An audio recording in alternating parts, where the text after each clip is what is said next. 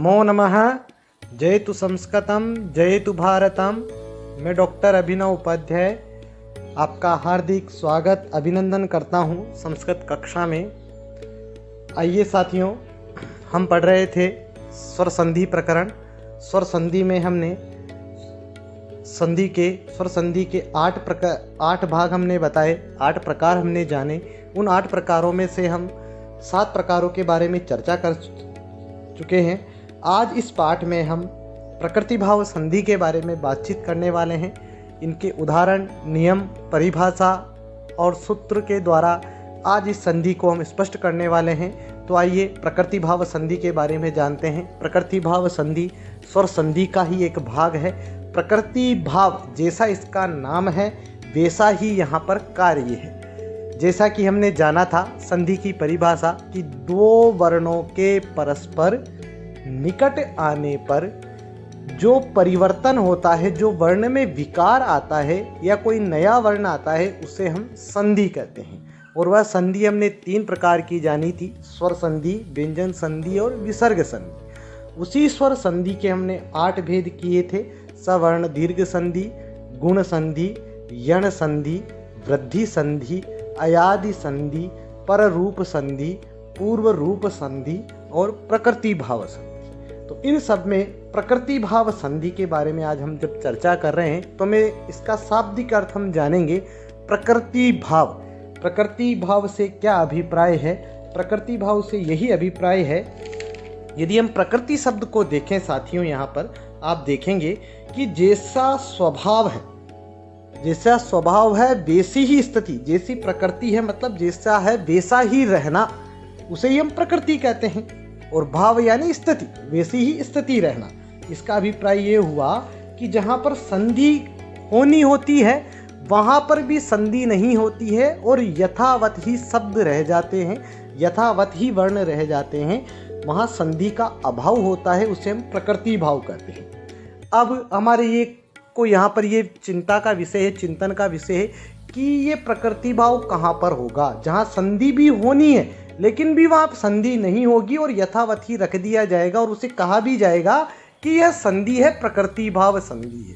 तो ऐसा कहाँ होगा? इसके लिए कुछ नियम निर्धारण किए गए हैं। क्या?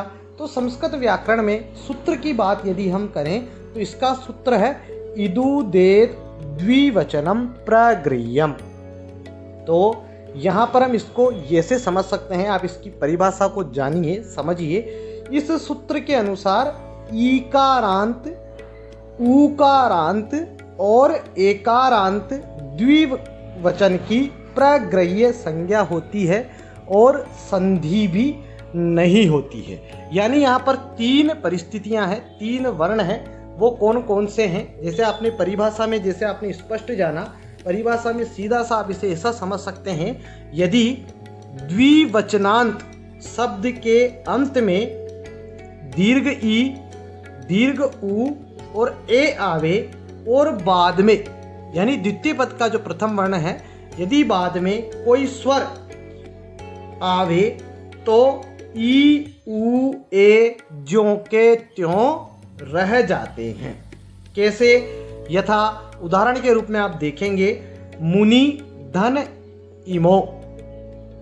तो यहाँ पर आप देखेंगे जो मुनि शब्द है ये ईकारांत शब्द है, पुल्लिंग शब्द है। इसके रूप चलते हैं मुनि, मुनि, मुनयः प्रथमा। तो यहाँ पर आप देखेंगे जो ये मुनि शब्द है यह दीर्घ ईकारांत है, यानी द्विवचनांत शब्द है, द्विवचन है, यहाँ पर द्विवचन का प्रयोग है। तो जैसा हमारा नियम है, तो यहाँ पर 3 नियम मुख्य रूप से सामने निकल कर आते हैं।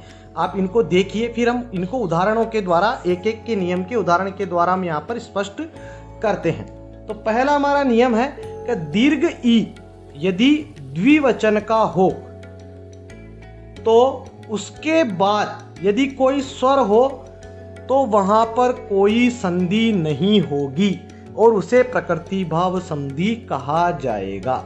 जैसे देखिए यहाँ पर है, आपके सामने उदाहरण है हरि ओदनम। तो हरि ओदनम द्विवचनांत पद है, हरि, हरि, हरि, हरयः। और इसके बाद द्वितीय पद का जो प्रथम पद है वह स्वर है तो यहाँ पर हरियोदनम यथावत ही रह जाएगा और यहाँ पर संधि नहीं होगी, और जो संधि हुई है उसका नाम रहेगा प्रकृति भाव। इसको स्थिति को कहेंगे, इस स्थिति को हम प्रकृति भाव कहेंगे। फिर हमारे सामने दूसरी स्थिति होगी। वह दूसरी स्थिति है कि यदि दीर्घ उकार द्विवचन का होगा तो उसके बाद चाहे कोई भी स्वर हो वहां कोई संधि नहीं होगी। तो वो कैसे नहीं होगी, वो यहां पर देखिए, आपके सामने उदाहरण है, साधु अत्रोपविशति। तो देखेंगे साधु द्विवचनांत पद है, प्रथम पद का जो अंतिम वर्ण है वह द्विवचनांत है, और उसके बाद जो द्वितीय पद का प्रथम वर्ण है वह स्वर है। तो यहाँ पर नियम के अनुसार संधि नहीं होगी, क्योंकि ये जो साधु है यह द्विवचन का पद है। प्रथमा विभक्ति द्विवचन, विभक्तियां आप जानते हैं, शब्द रूप धातु रूप, उनका द्विवचन रूप है, साधु साधु साधवः प्रथमा। इस प्रकार से इनके रूप चलते हैं। और भी आप यहाँ देख सकते हैं, सेतु आरभ्यते। तो सेतु यहाँ पर दीर्घ उकारांत है, द्विवचन का पद है, तो यहाँ पर भी प्रकृति भाव संधि होगी। फिर यहाँ पर हमारी तीसरी परिस्थिति बनती है, वह है ए यदि द्विवचन का होगा तो उसके बाद चाहे कोई स्वर हो वहां संधि नहीं होगी। उदाहरण के रूप में आप इसको ऐसे समझ सकते हैं, इसका उदाहरण देखें, कन्ये अत्र क्रीडता।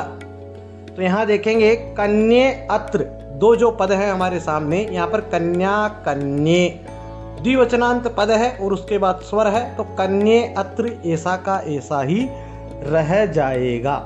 इस प्रकार से उसी प्रकार आप ऐसा समझ सकते हैं, गंगे धन अमु, उदाहरण है गंगे धन अमु।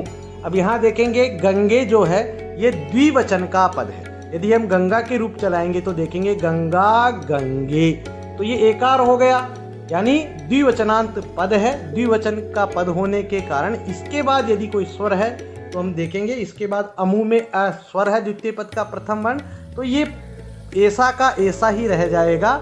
इसे ही हम प्रकृति भाव संधि कहते हैं।